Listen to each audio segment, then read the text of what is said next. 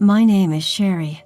It's almost been 5 years since I married my husband Adolf. We both work, and while we're generally busy, we lead fulfilling lives. I have a father and a younger brother. My mother passed away due to an illness 2 years ago, and since then, my father, Jacob, has been living alone. When my mother passed away, I was worried about him. I talked to Adolf and expressed, "I'm concerned about my father. I'd like to live closer to my childhood home." With that, Adolf and I decided to move closer to my family home after my mother's passing. We could have moved in with Jacob, but he declined our offer. When I suggested, "Dad, I worry about you living alone. Let's live together," he replied, "You're as strict as your mother, and I want some freedom in my life." That certainly put me in my place. I do tend to nag like my mother, and I've reprimanded Jacob for never doing any housework and always relying on my mother. I guess he thought it would be a hassle and wouldn't get any peace living with me. I was still worried about Jacob, but I didn't think it necessary to force him to live with us if he was against it, so we ended up just moving close to my childhood home. I'd visit and cook meals for him regularly, and we would engage in trivial chats. I thought this level of distance was just right. Then, a year ago, my brother Leon got married. Before his marriage, he was living alone, so we didn't get much chance to interact, but I was still overjoyed when I heard about his engagement. Leon's wife, Kira, is a lovely person, and initially I was delighted to have such a sweet sister-in-law. However, the moment Leon's wedding was confirmed, Jacob suddenly suggested, "Why don't you two live with me after the wedding?" Despite him refusing my proposal earlier, even though I was taken aback, I knew Jacob adored Leon, so his suggestion wasn't surprising. Indeed, Kira was much kinder to Jacob, very different from me. Jacob would repeatedly mention how sociable and adorable Kira was, but the person who was not particularly thrilled with this was Kira herself. Of course, she didn't openly express her discomfort in front of Jacob, but when they got home, she apparently said to Leon, "I'm not too keen on living with your father. I'd rather live with my mother." Leon wasn't too thrilled about living together either, given that they had just gotten married, so the idea of them moving in with Jacob was eventually dismissed. A few months after that, when I visited my family home for the first time in a while, I noticed something odd about Jacob. Jacob, who usually has breakfast at 7 a.m. and lunch at noon, was eating his meal around 10 a.m. when I arrived. "Dad, are you having a late breakfast today or an early lunch?" When I asked him, he said it was breakfast. I didn't think much of it at the time, but when I casually went to the kitchen to clean the house, I noticed dishes that had been used for breakfast left in the sink. Jacob always did the dishes before bed, so these dishes couldn't have been from last night. They were from this morning. Feeling something was off, I asked Jacob again, "Father, the dishes are in the sink. Didn't you have your breakfast?" At that, Jacob suddenly slammed the table and stood up and shouted, "What, are you trying to say that I'm losing it?" Saying so, he turned beet red and got mad at me. Sure, Jacob was hot-tempered, but I'd never seen him this unreasonable before, so I was stunned. Then, as quick as a flash, Jacob's face relaxed. "I gotta fix breakfast," he said, picking up the dishes we'd just finished eating off of and headed for the kitchen. I thought it was definitely strange, so I suggested Jacob go to the hospital. However, he stubbornly refused. What's more, he begged me, tears welling up in his eyes. "Don't tell Leon and the others, please," he pleaded. I suppose Jacob felt something was off about himself. Not wanting to worry his beloved son and daughter-in-law, he strongly resisted sharing his symptoms with Leon and the others. I consulted Adolf many times, but in the end, we decided it was best to respect Jacob's wishes, so I never told Leon and his family about Jacob's cognitive issues. Despite our concerns, we suggested to Jacob several times that we should live together. However, Jacob didn't change his mind, insisting if I were to live with anyone, it'd be Leon and his family. That was all he would say. We would have loved to have lived with Leon and his family, but we couldn't ask them to do so without telling them about Jacob's condition. Adolf and I were at our wits' end. But about 2 months later, I got a phone call from Jacob at his home. He said cheerfully, "I've got something to tell you. Come over." Since Adolf had to work that day, I went over to his home alone. There, Jacob was with, surprisingly, Leon. "What's up? And why is Leon here?" When I asked that, Jacob answered with a broad smile. "Actually, I've decided to tear down this house and build a new one." "Wait, build a house?" When I asked again, Jacob nodded excitedly and said with a grin, "And it's going to be a 2-family house." "2-family? Why all of a sudden? Are you saying Leon and his family will live with you?" When I asked, Leon nodded. Thinking it's not exactly living together if it's a 2-family house, I grabbed Leon's arm, took him to the corner of the room and asked quietly, "Hey, didn't your wife say she didn't want to live with you guys? And that she'd rather live with her own mother if possible?" "Oh, no worries there. After all, the one who suggested building this 2-family house was Kira." "What, really?"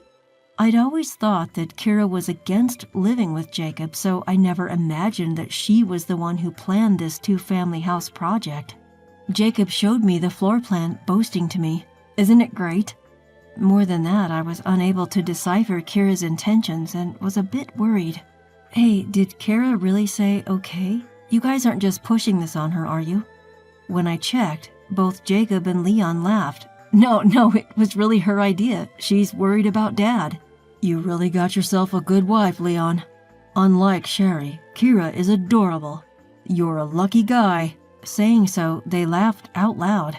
Both Jacob and Leon insisted Kira suggested it. Kira proposed we live together because she's worried about Dad. They were happy saying this, but I had a hunch. I just couldn't believe that Kira proposed this duplex idea purely out of goodwill. A few days later, I was called back to my family home to discuss the floor plans. Upon arriving, I found Kira was there too, and I decided to press her a bit.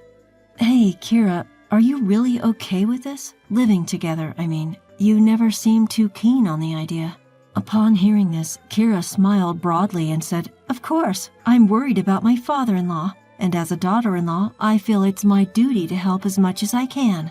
She punctuated her statement with a power pose, arms flung out confidently. Watching her, Leon chimed in, "Sis, you worry too much. Or are you perhaps jealous of us moving into a brand new house?" Ha! His comment was somewhat jarring. "That's not it, I'm just concerned about potential arguments down the line." Upon hearing that, Jacob, trying to tease me, said, "Don't lie. You just want to live with us too, right? Sorry, but no way." Just show me the floor plans already. I'll look and leave." I sighed. While we were in the midst of this back and forth, Kira's phone rang. "I'm sorry, it's my mom. I'll take this outside," she said and left the room. Jacob and Leon showed me the floor plan, bragging about this room and that detail for what felt like an eternity. Yet something about the floor plan nagged at me. "Hey, what's this big room for? Was it there when you showed me last time?" When I asked that, Leon began to explain. "Oh, that? Kira requested that room," Leon began. "She said we could use it freely and it could serve as a guest room when someone comes over." Jacob chimed in, seemingly impressed. "Kira really thinks of everything, huh? What a good kid." But something about that room didn't sit right with me. It was about twice as big as any other room. A guest room, isn't it a bit too large? It's the biggest room in the whole plan. At my question, Leon and Jacob gave troubled looks. Well, Kira really insisted on this room. "If Kira wants it that way, then it's fine. You shouldn't interfere," they concluded. Feeling rather annoyed at this point, I decided to head home. "I'm leaving," I announced and stepped out of the room. As I did, I heard Kira's voice. She was still on her call, her voice just audible. I hadn't intended to eavesdrop, but I couldn't help but overhear her conversation. "Yeah, it's fine, Mom. I've made sure to create your room. Don't worry, they'll do as I say. Once you start living with us, I'll kick out the old man." She was telling her mother, clearly. I turned unconsciously toward her voice and our eyes met. Kira quickly ended her call. "Oh, sister-in-law, are you leaving already? Do visit us once the house is ready." Kira smiled at me, so I asked her, "Is what you just said true?" Kira's eyes widened for a moment, but she quickly regained her composure. "What do you mean? I'm going back to my room." With that, she left. Something was definitely off. I decided the best thing to do was to go home and talk to Adolf. A few days later, Adolf and I headed to my in-laws' home. Of course, we had asked my brother-in-law and his wife to be there in advance. "Sherry, you've called us all here. What's this about?" Jacob asked, to which I answered straight to the point. "Building a duplex house is a mistake. Kira will take it over and it'll be the end of it." My words left Jacob and Leon speechless. "How can you say such a horrible thing?" Kira pretended to cry, exclaiming. Seeing her reaction, Leon and Jacob glared at me. "What's wrong with you? Why would you say such a thing?" "You just don't want us to live together, do you? Just leave," they yelled back at me. "Just listen to me, Leon and Dad, you are being deceived." Despite my serious plea, both Jacob and Leon refused to listen. "You're the worst." "We've been wrong about you," they shot back. At that moment, something snapped inside me. I slapped the table and spoke clearly to Leon and Jacob.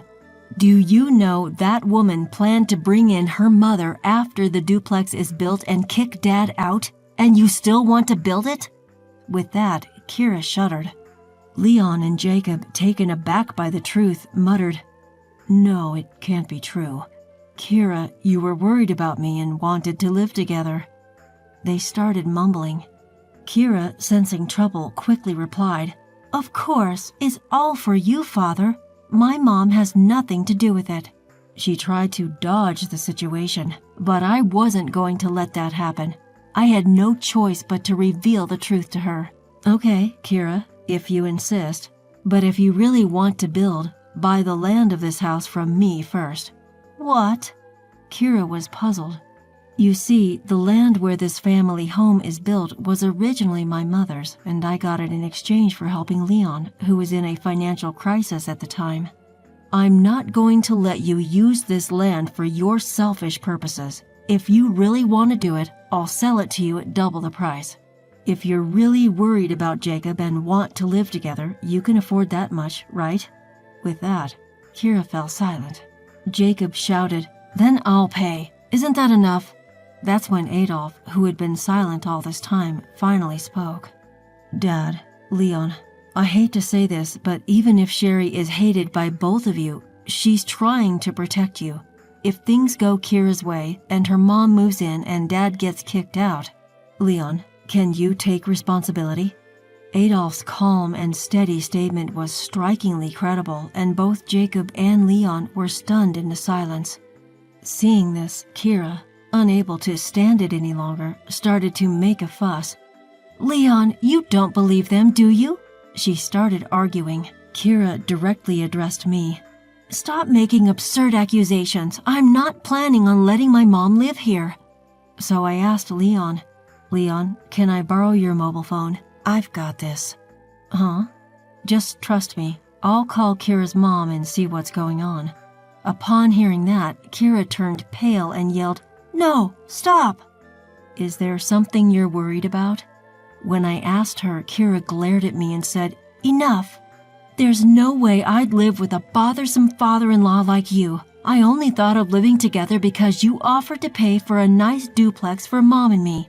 Sorry for that." With that, she stormed out of the house. Leon hurriedly chased after her, leaving a stunned Jacob behind. Later, he said, "I guess I'm being punished for bad-mouthing you, my own daughter." Jacob, who made the comment with a smile, looked somewhat lonely. In the end, Leon followed Kira. Now he's renting a spacious condo and living with Kira and her mother. It seems Kira and her mother hold all the power. It's pitiful, especially considering he's my own brother. On the other hand, Jacob came to apologize to me. "I'm sorry for all the selfish things I said." I owe you, Sherry. I then shared with Jacob what Adolf and I had been considering. Dad, why don't you live with us? We're thinking of buying our own home. At that, Jacob nodded with an apologetic look. Since then, he's been cooperative whenever I suggest going to the hospital. Although he was diagnosed with dementia, he takes his medicine without complaint. This has slowed the progression, and we're managing to live together. Jacob has been saying thank you to me more often since then. I think he feels guilty about refusing to live with me in the past, but to me, it doesn't matter anymore. He's my father, we're blood, and he means a lot to me. Adolf has also been supportive of Jacob, and I'm nothing but grateful.